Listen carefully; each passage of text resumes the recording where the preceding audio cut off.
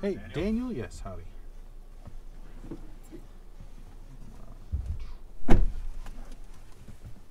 Cool. Cell phone charger's back there if you need one. Perfect, thank you. Yeah, no problem, no problem. Going out to enjoy this nice weather today? Yeah, it's been so nice. Yeah. I know tomorrow it's going to be like 60s. I'm not looking forward to it. Tomorrow I'm flying back to Birmingham. Oh, okay, so you'll be warm. Yeah. Is Birmingham where you're from then? Well, I'm from here. I'm just visiting. I work in Birmingham. Oh, so your job is there and you work remote? Yeah, I work full time in Birmingham. Oh, okay. I just came back to visit some family. My brother was graduating. Oh, I see. So you're visiting family here, and home is Birmingham. Oh, I got you. Okay. Fortunately or unfortunately, it is Birmingham.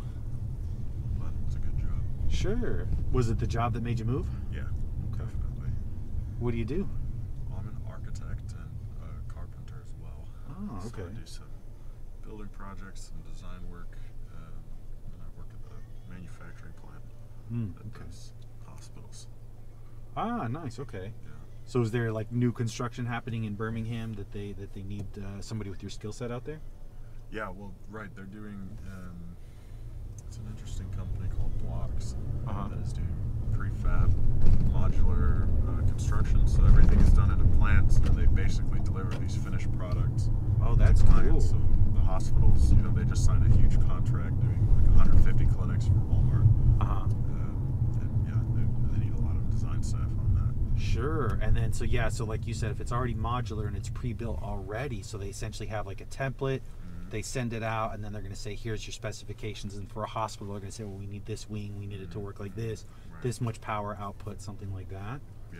That's pretty cool. So how are they doing the prefabrication? Is it like standard construction material and standard construction, and then they ship it out, or is it? To a degree, there's some things that are a bit more specific to what they do. I mean, they kind of have their own custom way that they put things together. Sorry, let's take this. Sure. Hello?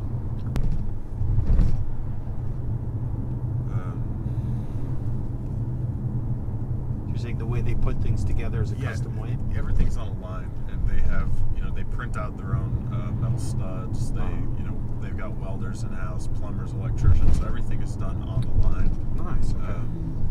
And so it's kind of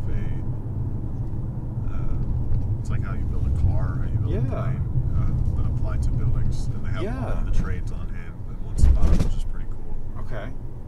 Yeah, see, that it actually kind of makes sense if you're sending the house out. And then I was going to ask what level of 3D printing they do. So you're saying they print the studs themselves. Right. But it's not with a 3D printer. They have something called a Howick machine, which basically takes a roll of raw steel and folds it up, and then it'll put in holes wherever your pipe work is, wherever your plumbing is going through. Okay. And so it's all done digitally, and then they have that.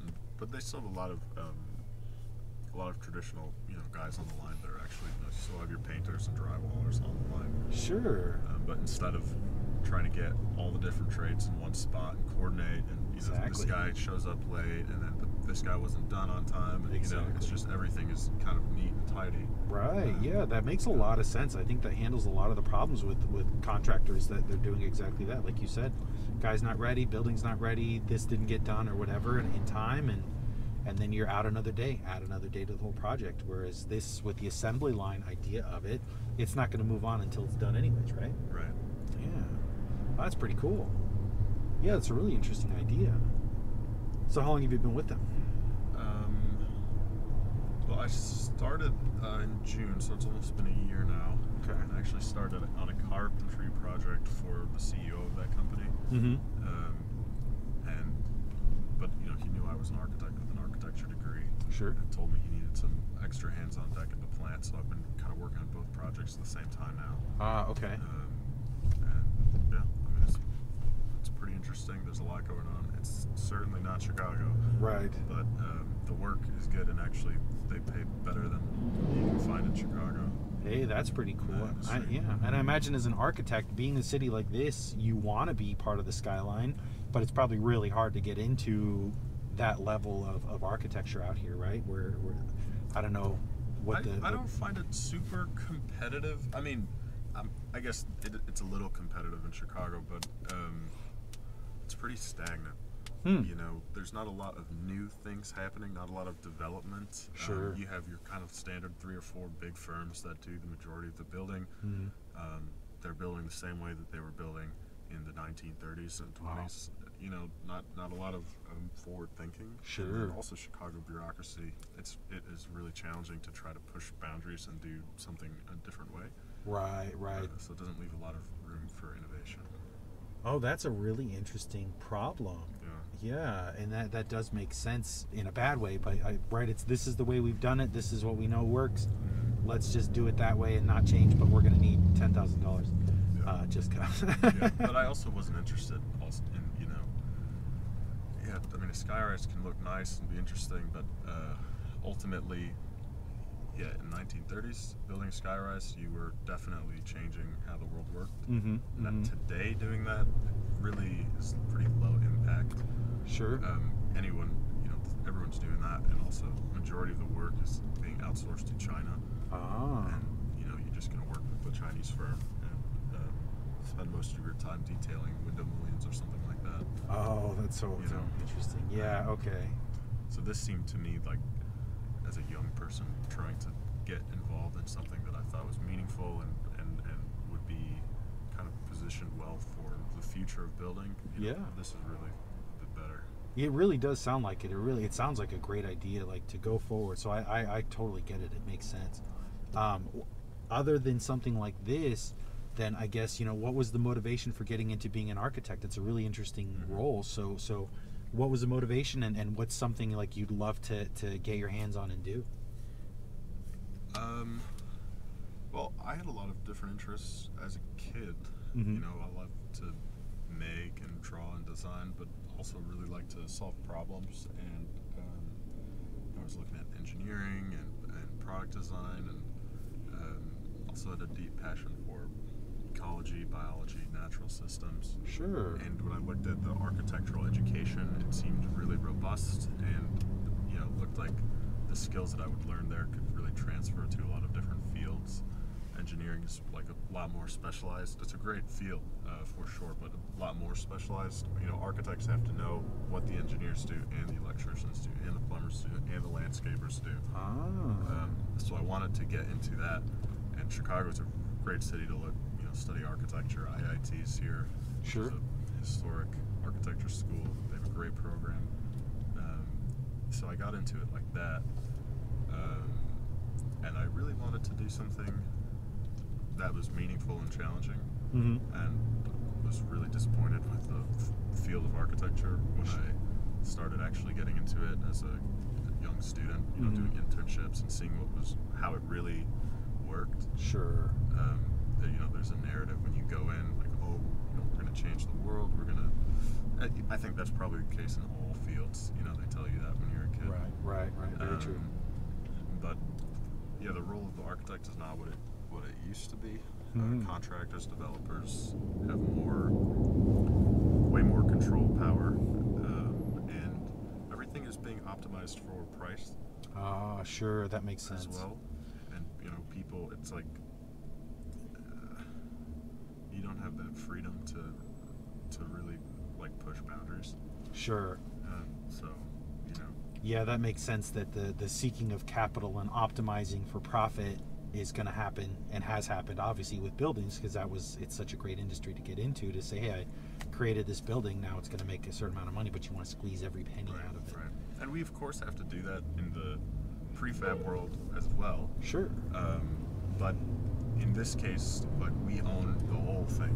Nice. Okay. Right. We design all the details.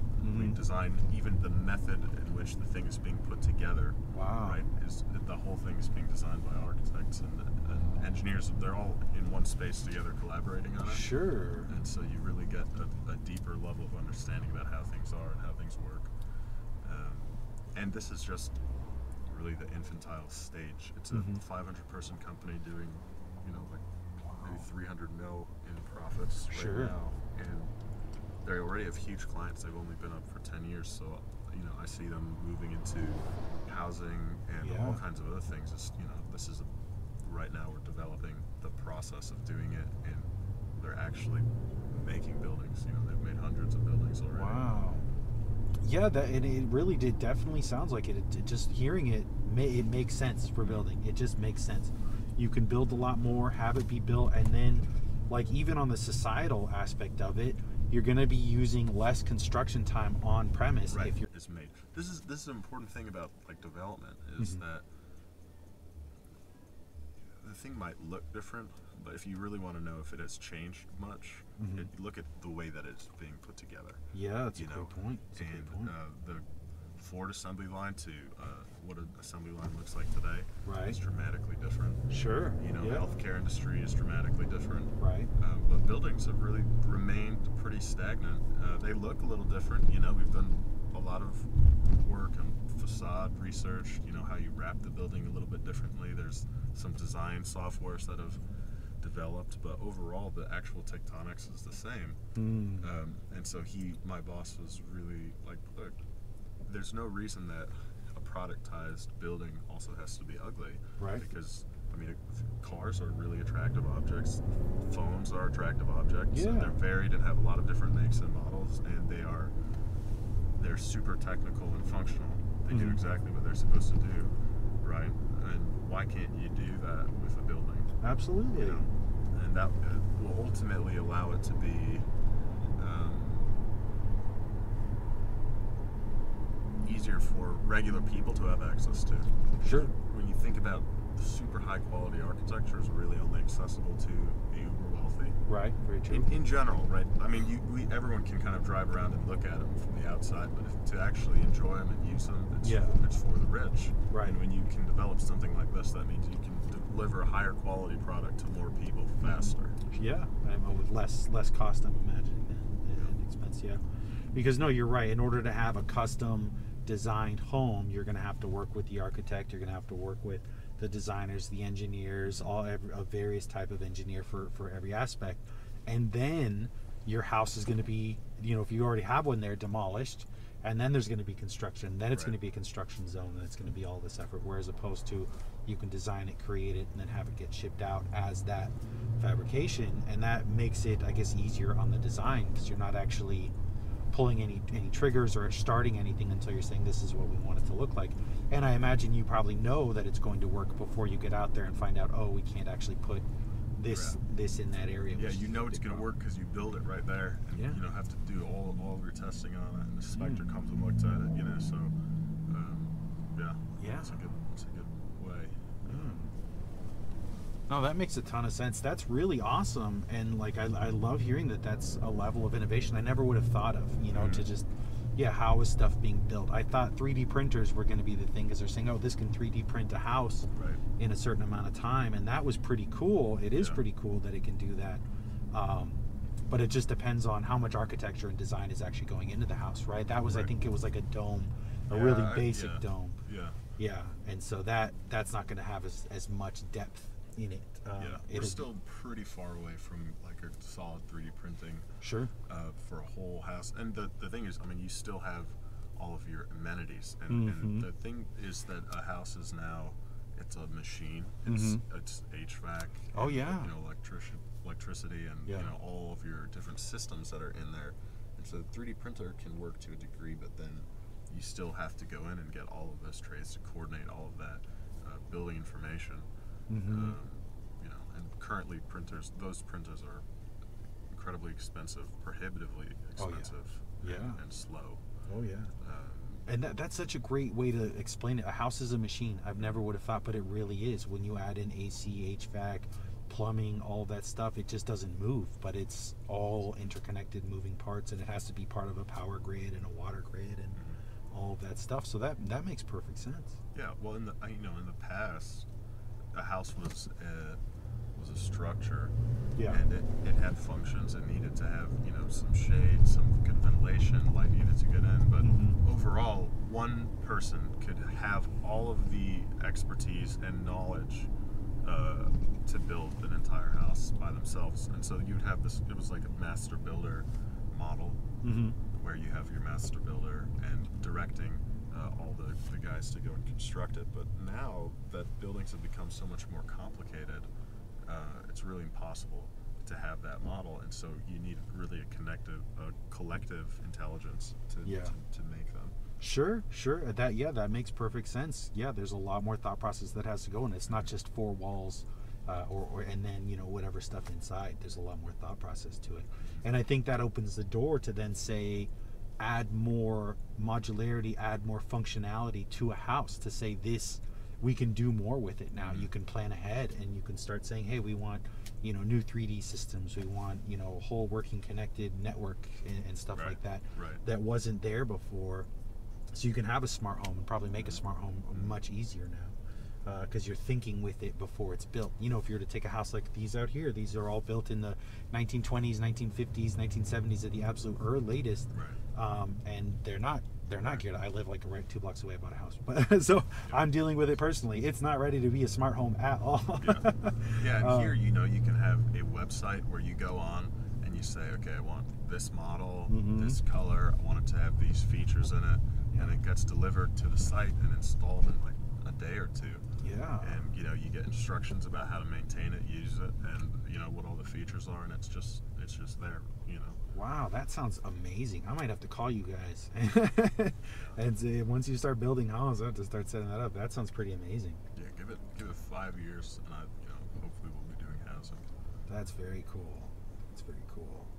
So right now, how many projects do you do? Is it with the assembly line? Is it like one project at a time, or are you working on multiple things?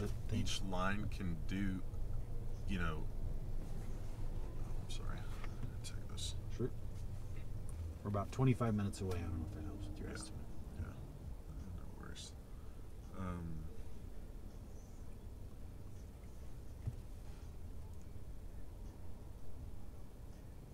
sorry. What was your question? Let's see. What was my question? A manufacturing line. Oh, how many different projects can you do? Looks like they're getting ready to shut down Lakeshore Drive. Yeah. Hopefully they don't do that when we get there. Although it's been messed up going southbound. Well, yeah, they just start doing construction around 7 o'clock. So I think we're getting the last of it before they do. But yeah, that's what they're doing, because they're doing new paving. So you're gonna see the whole new road out here. Yeah. Well, if you have a line, you start with one unit at the very start, and then as that unit moves to each next stage, then you can put another unit on there. But they have a few lines running at the same time, and the lines are set up for different projects. Okay. And they'll once things are in production, that line will just be running until they've completed everything. Oh, okay. So completed everything, as in they finished the whole building. Right. Until they build every part of it. Yeah. Sure. Okay. Oh, that makes sense. That's pretty cool. Nice. We just missed it. All right. Yeah, they're about to shut down. I have to keep that in mind next time we're going something. But yeah. Okay. So that's cool. So it's multiple things going on each line, but one line will finish a product, and that makes sense, because it's not like, I know Ford used to be where they're like, okay, this line makes doors. We're just going to make 100 doors, and it's only making doors. But then where are you going to put the door if the rest of the body's not built on the car? You're not going to be able to have a use for those yet.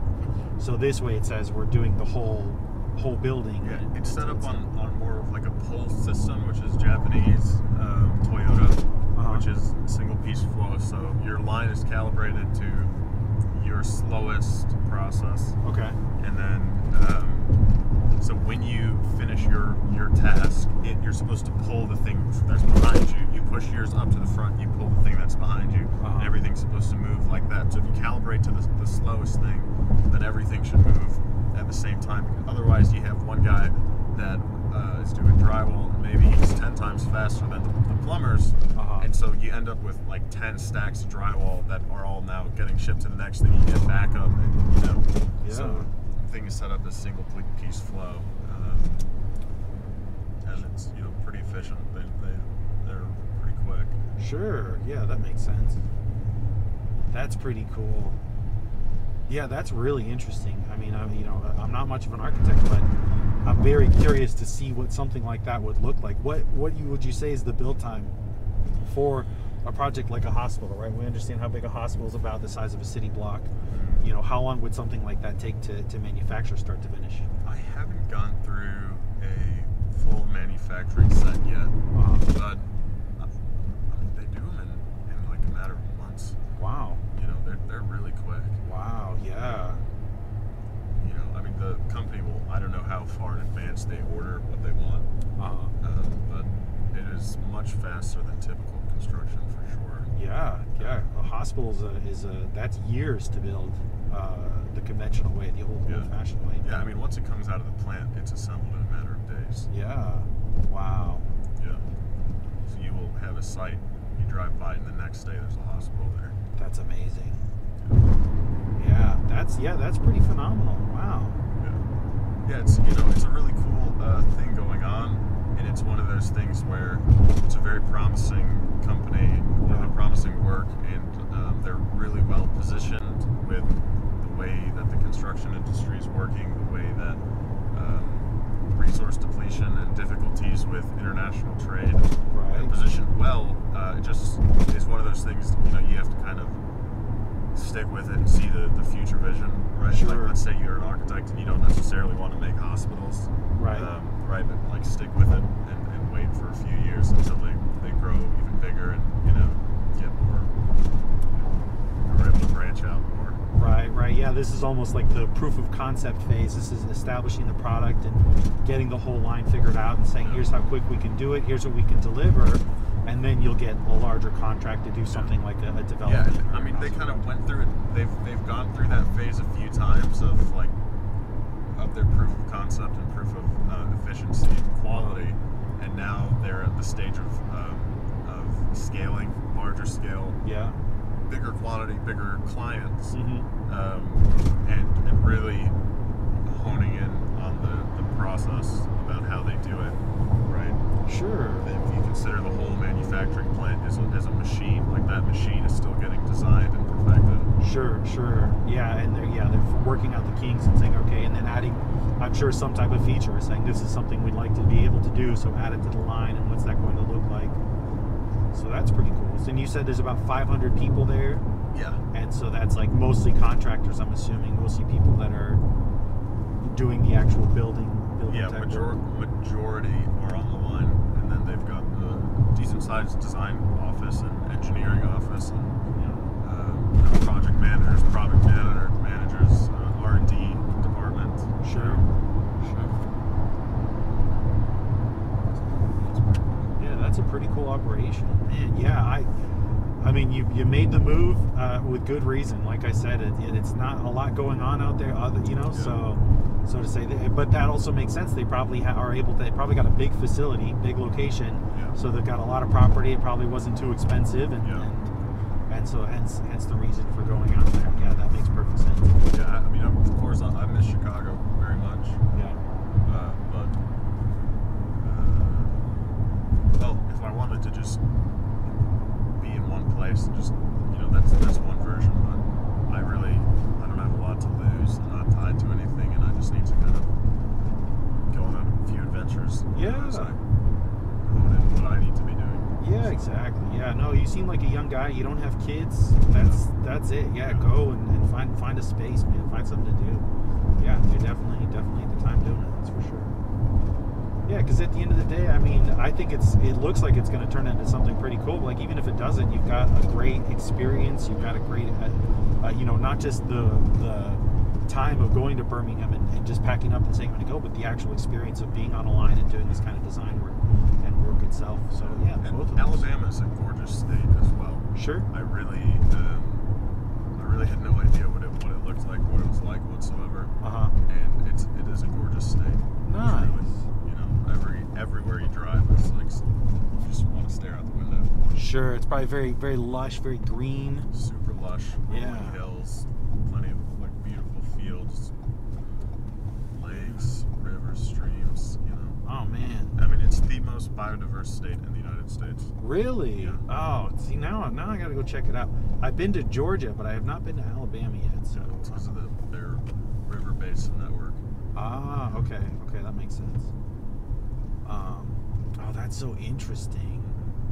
So, what would you say other than that? Like, what what are some of the draws? Like, what would you know, if you were trying to sell Alabama to somebody, what would you say to say, hey, here's some reasons to come check it out? Well, I have sold Alabama to a few people actually from Chicago. Nice. That are relocating there, but it's all been purely like professionally based. Sure. You Okay. know, for me, like my approach is always about vision. Like, if you share this vision, if you share the same concerns about the stagnation of this profession, Right. and if you feel like you're being underutilized, not challenged enough, and you don't see yourself going very far in this field as it is, like, there is no one else that is doing it like this right now. Sure. And you have a perfect time. It's like the Wild West to go Yeah. in, make a name for yourself, and be a part of something that's growing. You get to define the rules of it. You know, being a part of something while it's growing, there's growing pains. It's hard. You got to move somewhere that you don't want to move to. Right. But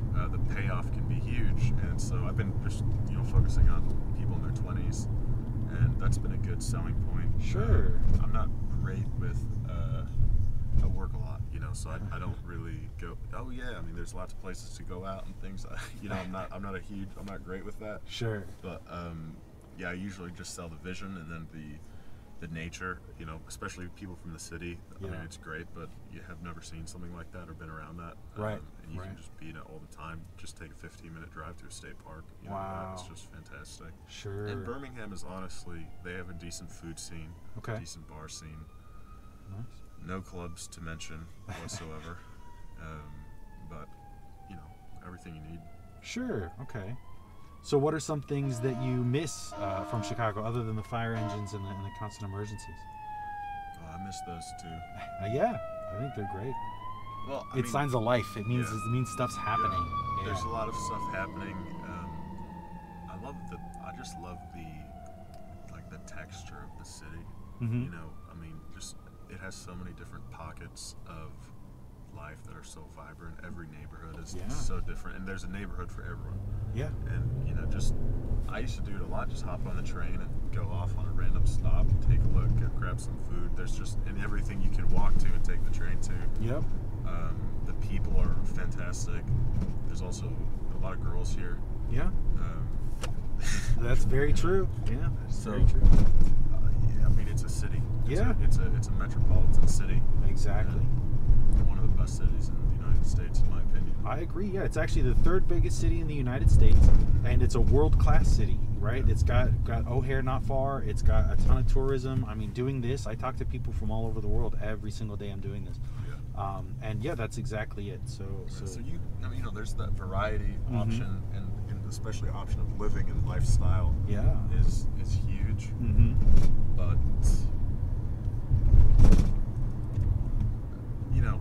I have plenty of time in my life. Like, if I want to have a cabin in the woods or a mansion, resort, or whatever, right? I mean, I'm gonna need to make some money to do that. I'm gonna need to be positioned to do that. That's very true. And so I really am not trying to target, I want to live in a perfect fantasy right now. It's Sure. not the time. I don't think it's my time to be focusing on that. I had plenty of fun in Chicago. I got to do a lot of stuff. It was fantastic. Yeah. Now it's time to grind a little bit. Yeah, of course. Yeah, you got to grind, make that time. And now that you'll be able to make them cheaper, so you'll be able to get that cabin and that mansion for a lot less expensive once you get the space. So. Yeah, exactly. You're in, so that's great. Yeah. No, I think you've got a great viewpoint. That's exactly it. It is a wonderful city. I grew up in California and I moved here about 5 years ago. I'm still always cold, but it's like you said, it's a ton of people. The neighborhoods are really what make it so amazing.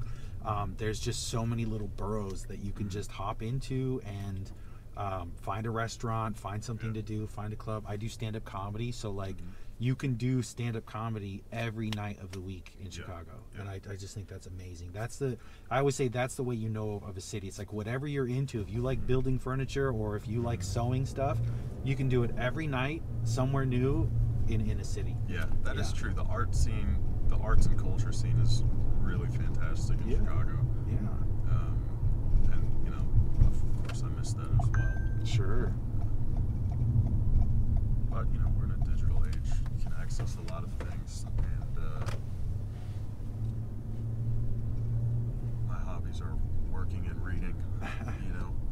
So I think it's all right for me. Yeah. that's fun. So what type of stuff do you like to read? Mostly nonfiction and philosophy. Okay.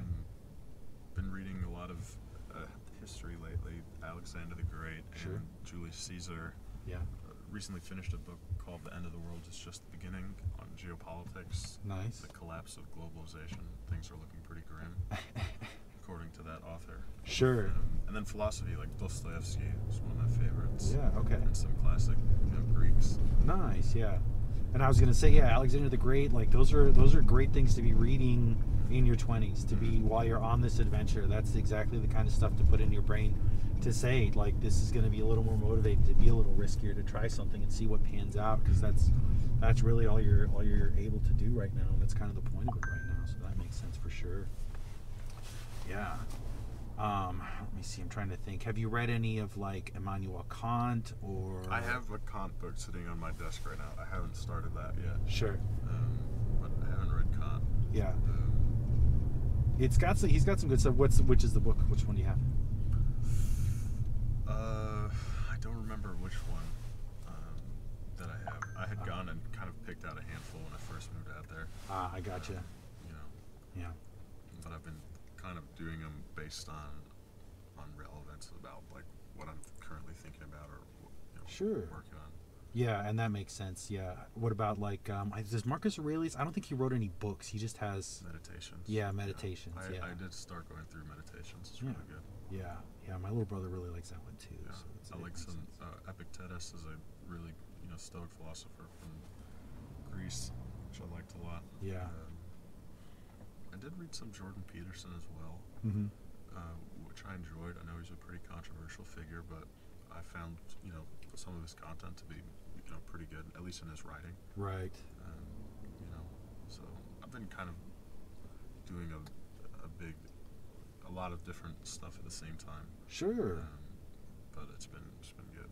Yeah, that makes sense. That's cool, and that's a good hobby to have. Honestly, work and read. That's honestly, if I wish I had spent my 20s doing that. I was chasing trouble, so that worked out exactly how you think of it. But that's definitely a good way to do it. Yeah, to go on an adventure and find new stuff. That's pretty cool. Yeah, but you probably have some good content for jokes and for writing. Like who was it that said you can't really write anything unless you've lived a little bit? Right. That's a very common phrase for comedians. It's like you have to have a life worth commenting on, right, in order to say something, and that is very true. Yeah, which is pretty cool. And then I get cool conversations with cool people that just do totally revolutionary stuff that I never would have thought. Yeah, hey, who knows? Yeah, I imagine Uber drivers really get to get a really interesting slice of people, especially in Chicago. Oh, absolutely. I did Uber a little bit a few years ago. Just only food deliveries, and then talk to people. Nice. But I found Uber was pretty cool. You can sometimes make a good buck at the right time. Oh, absolutely. Super versatile. Yeah. Yeah, unfortunately, was that Uber Eats doesn't pay very well. The other food ones do a little better, but it is, it's good for extra cash. I really like doing this. Honestly, like, you said it yourself, I have great conversations with people. I did this in San Francisco before I moved to here, and it was the same thing, but it was all like techies and engineers from all over the world, and then people just coming to see San Francisco because it's an amazing city. And like, honestly, I'm thinking I should do a show like of this. I already have the camera set up. I have the microphone set up for security. Do you use it for your comedy, or like find just those drunk interactions, crazy things happening, and then you have something? Yeah, absolutely. So right now, it's what I like is exactly what we just did. This type of conversation. Who are you? What do you do? What's the thing you're passionate about? What's in your brain? I like to talk philosophy. I like to talk experience. And I've got, tons and tons of interviews and conversations with people. Yeah. So I think I'm going to start a YouTube channel, just Getting in Cars with Strangers. Like, that's it. Just talk to people and do exactly this. Yeah, it's a really cool concept. I did that when I was in school. I did a interview series during COVID on defining the moment that we're living in, and getting a range of perspectives. People thinking, oh, the world's going to end. Right. Oh, this is the most crazy thing that we've ever gone through. To listen, every generation has a crazy thing. Yeah. You know, when I was your age, my friends were dying in Vietnam, and everyone was saying it was crazy. Right. And, you know, so it's really no different. So I got a huge range. I did 33 interviews in 30 days. Oh, wow. They were all about 45 minutes long. Nice. Okay. You know, from Harvard professors to Ben Carson. Wow. It was a lot of fun. I love it. I love doing it. I wish I could go back into doing that. But, you know, there's lots of people like to consume that kind of content as well. So Absolutely. Yeah. I think it's unifying, because that's like, right, if you're looking at what's the world like, there's a lot of political division and divisiveness. There's a lot of anti-globalization and anti-global thought. But you look at it, like, nowadays we are a global species. We had something happen in China that affected the entire planet. We've never had anything like that before. And so that's where we are. It's happening. So if that happens a few more times, we will not be a global species anymore. You're right about that. We're on the brink of going back to like pre-Cold War time. Oh no. You're right. If we do have something, and so I see the potential. I try and think positive. I try and think like, look, we could be that global species, and that's the only way to get us to be an interplanetary species. That's the only way, and we have to create methods of production, like you're talking about, to get to other planets. Once we're there, right, we're gonna have to figure out how to live and how to make housing and how to do structures. Like, it's all gonna have to be part of what we're doing. But the only way to do that is to move forward, to come to terms with what we're doing, to add more to it, and then, you know, move on from there. Sure. Yeah. And so that, I think that's really interesting, you know, as far as the structure. And that, what's the times? That's a really good question. I might have to ask people, what do you think? Now that we're done with COVID, right? What's the world going to look like? Which, I mean, that's a great question for you. What do you think? Now that we're done with COVID, now that the world seems like it's coming back again, what do you think? What do you think is going to happen next? What do you think? What do you see? We're fucked, for sure. We've, you know, got a nice picture of how terribly we cooperate with each other. There's some interesting things for sure. I think work from home is going to remain. It's not going to go away. Because people realized that the hybrid model worked and that they could remain productive.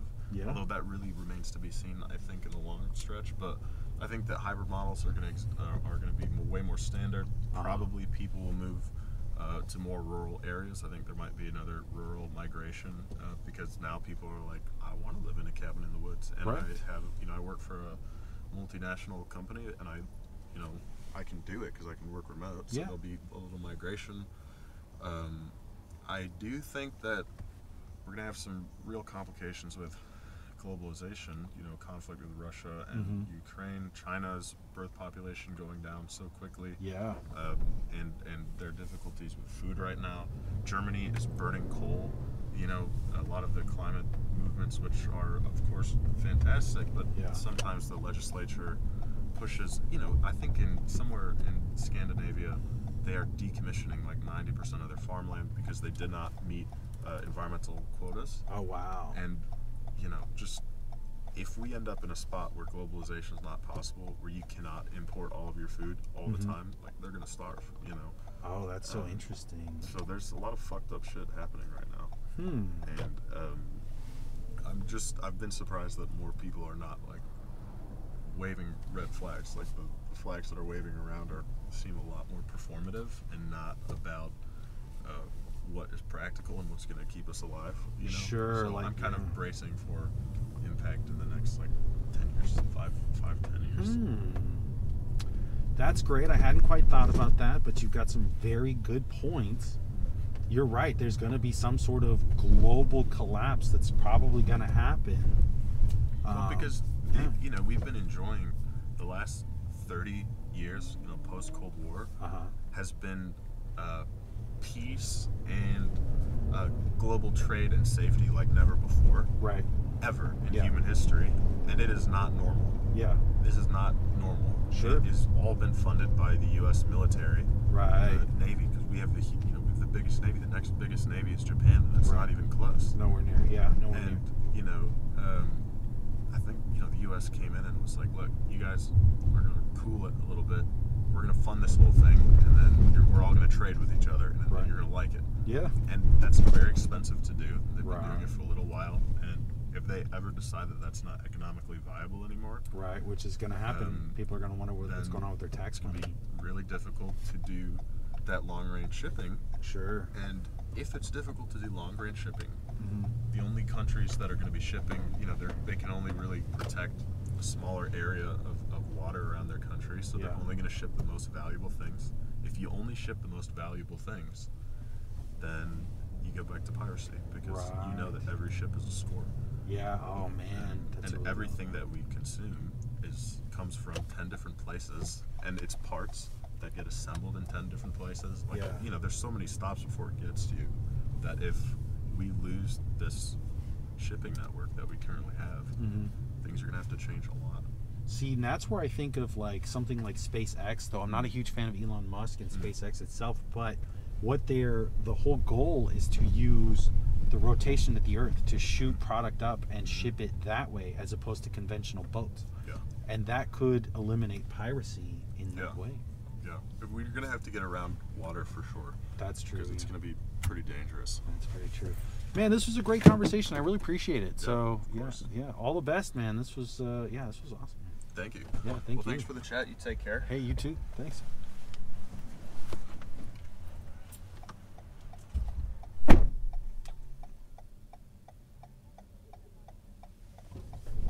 Tyler.